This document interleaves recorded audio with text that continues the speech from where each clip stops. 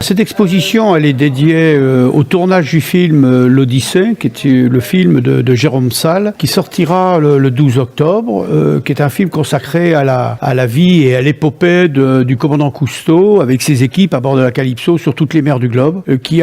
Cousteau qui est le premier, je crois, à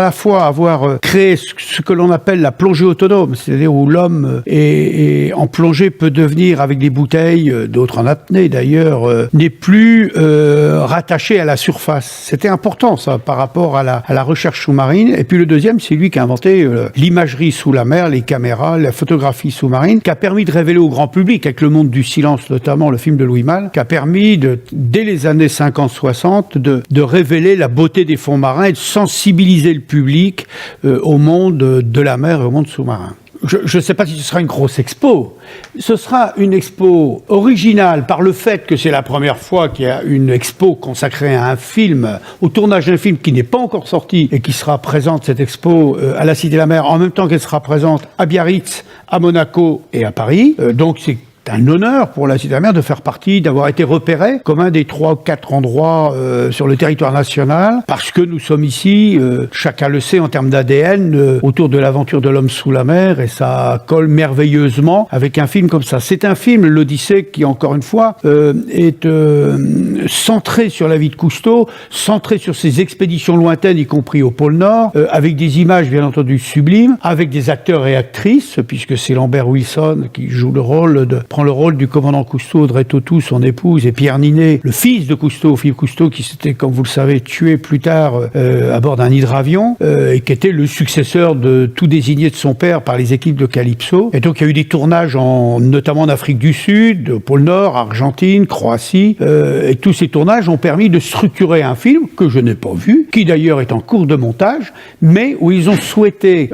parce que c'est dans le sens du film, créer une exposition à caractère éducatif à l'adresse des publics, des familles, mais aussi des publics scolaires. Et donc on sent bien avec le planning scolaire en plus, que ça va surtout pour la Cité de la Mer s'adresser aux scolaires entre, je dirais, début septembre, la rentrée scolaire, jusqu'à la fin de l'année. Voilà, c'est pour ça que nous travaillons cela dès maintenant avec les responsables enseignants, à la fois dans les grandes classes élémentaires, surtout dans les collèges et lycées, où là,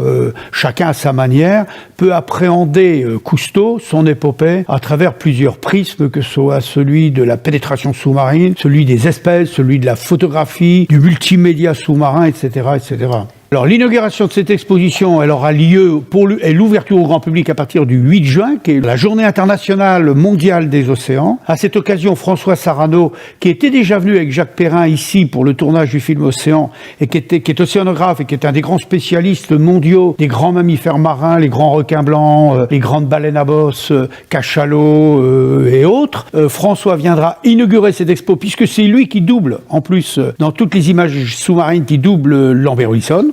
Et François, qui toujours est un grand océanographe, viendra là aussi s'exprimer en direct comme il avait fait en 2009, et ça avait été passionnant pour les jeunes qui avaient eu la chance d'être là, auprès de 300 collégiens d'une part, et auprès de 300 lycéens d'autre part, à 2 dates différentes, et où à la fois les jeunes pourront comprendre avec François Sarano ce qu'est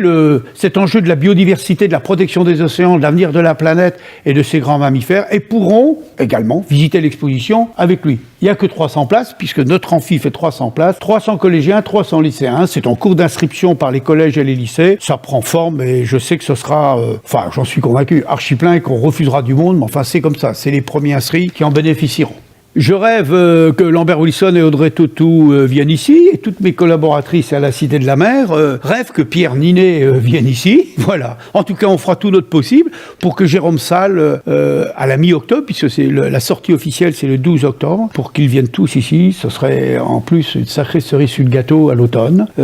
Voilà, on verra ça avec François Sarano, bien entendu. Mais je pense que ça va être une très belle expo, qui sera totalement gratuite. Pendant tout l'été, elle sera là, comme un plus pour les visiteurs qui viendront à la Cité de la Mer. Et à partir de début septembre jusqu'à fin novembre, elle sera en plus là présente aussi pour tout le monde. mais aussi, je l'espère, pour les groupes scolaires, parce que c'est avant tout aussi une expo qui se veut éducative au service non seulement de Cousteau et de l'épopée Cousteau, mais aussi d'une manière générale, l'enjeu des océans et tous les grands enjeux qui préparent pour notre part le grand projet que nous sommes en train de préparer pour 2018, qui sera là un énorme projet, je pense qu'on en entendra parler. Mais j'ai pas le droit d'en parler aujourd'hui.